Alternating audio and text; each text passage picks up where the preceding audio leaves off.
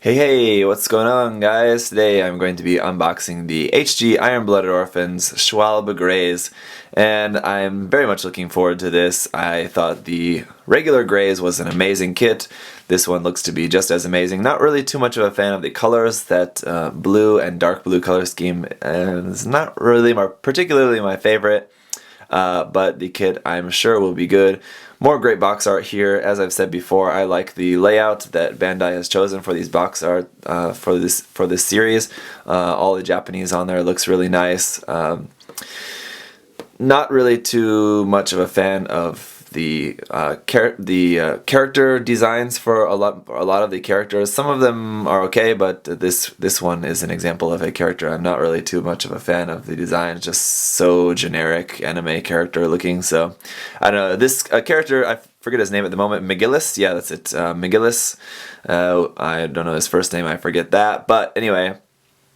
Appears to be, at the moment anyway, the Char of our series, but not sure, maybe possibly a more Char-esque figure is going to be coming out later, but at the moment he looks like he's going to be fitting the bill, but he doesn't have a mask, so I don't know, no masked characters yet, so anyway, we'll just have to see. Anyway, I'm loving this story so far. I don't know what you guys think about it, but I was a little bit skeptical after episode 1, but now after 5 episodes, I'm very much convinced. I'm into it, so definitely looking forward to checking this out. This is a brand new release, 2015 October release. Thank you to MindFenix Hobby Store for sending me this kit. I cannot wait to build it and share it with you guys. Let's go ahead and take a look around the box. Here on the sides we're going to have 003 in the line. Of course, we did have the option parts set, but that's counted separately. So after the Barbatos and the Graze, this is the third release in the line. Going around here on the bottom, we were just going to have some action shots here using its weapons, especially this new weapon that it has. The original Graze did not have this wire-guided sort of sword, pincer, scissor thing. We saw it do some damage on the Barbatos in episode 5. That was pretty cool. This one's got, of course, more thrusters everywhere. On the backpack, on the legs. It also has these things on the side of the legs as well, which look like they should be some sort of like swords as well, something possibly, but they're not. Apparently just some sort of extra parts added on there. The head is, of course, a little bit different on this one as well. And then here we can see that wire moving. We'll have to see if the wire is thick enough to be able to hold that. We don't get, as far as I know, any special stand for holding that up.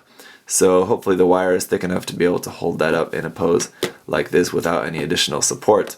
And then here, just some customized things here. Of course, you can give the weapon to the Barbatos, or you can give the that lance from the customized part set 1, the Orphans part set 1, which we'll take a look at after this, when we can look at all of that stuff together with their separate kits.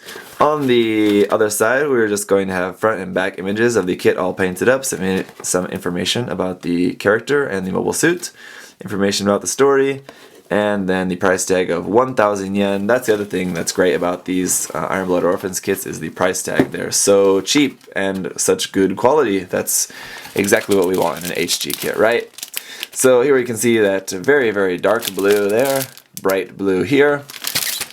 There's a couple of really small runners. That gray and a couple more blue pieces, our very small polycap runner in there as well. And then here is all of our inner frame and weapon stuff. Of course, this is going to have the same type of inner frame as with the regular Graze, of course, same runners. There's our wire. I can see it looks like not very thick, so hopefully that scissor kind of weapon is not very heavy, because that wire doesn't look like it's going to be able to support much weight. Here we've got just another advertisement for Blu-ray stuff. If you're living in Japan and like buying that stuff, it could be useful. Here we go through the manual, same as usual. Box art here on the top. Then on the bottom, images of the mobile suit and the pilot, information about them there respectively. On the back, information about the weapons. That's cool. If you can read katakana, you can at least read the name of the weapons. I'll have to check that out here a little bit later. Then just some more action shots here like we saw on the outside of the box, gimmick about the head, and then our color guide here. Color pages here in the center, we'll come back to that. Let's go to the parts list first. Should be pretty familiar just with the addition of some new parts here.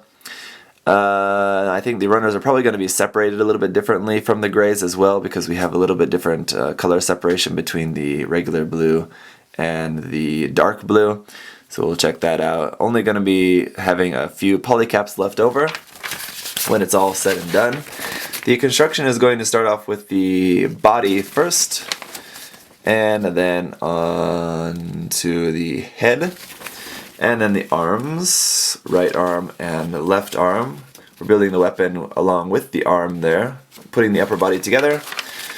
Then moving on to the legs, right leg and left leg.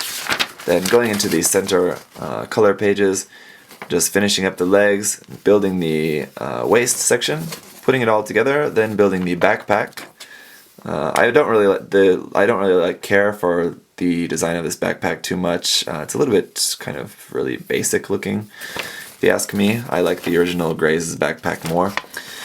And then our weapons, very simple there, shouldn't be too difficult to figure out. And then how to put this stuff, how to put this onto the Barbatos. If we take off those parts from the Barbatos kit, then we can put this onto the Barbatos's arm. So pretty cool.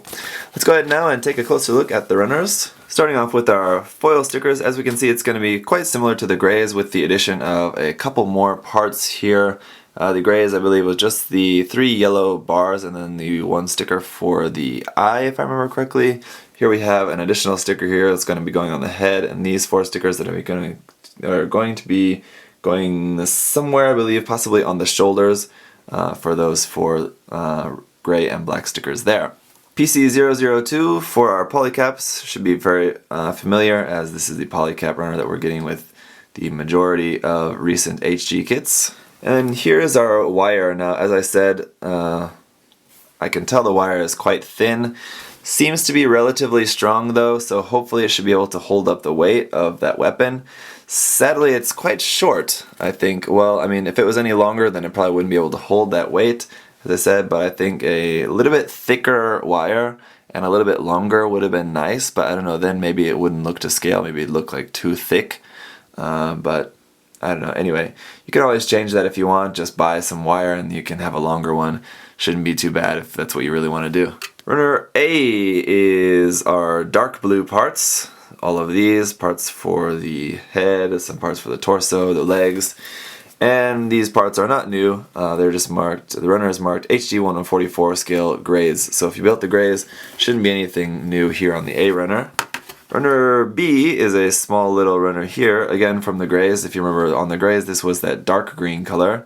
Here now it's in our lighter, just kind of standard blue color. Runner C, again, also exactly the same as on the Graze and in the exact same color as well, this kind of lighter grayish color. Runner D1 is in this kind of standard gray color. Going to be parts for the inner frame as well as our weapons. There's our axe and rifle there. And then runner D2 is going to be more stuff for the inner frame. And I forgot to mention this on D1, but I'll tell you as it's the same here.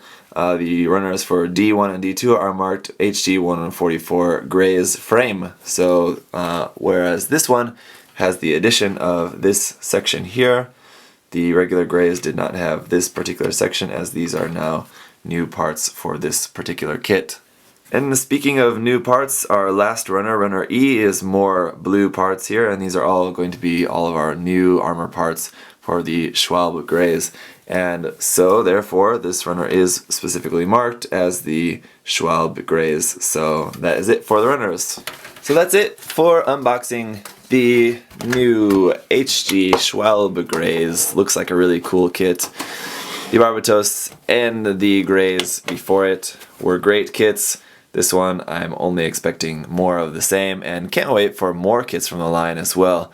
I'm loving the series, loving the kits so far, so it's all good in the hood, in the Iron-Blooded Orphans hood anyway. So thank you guys for watching. If you have any other questions or comments, leave those below. Otherwise, I'll see you guys in the review.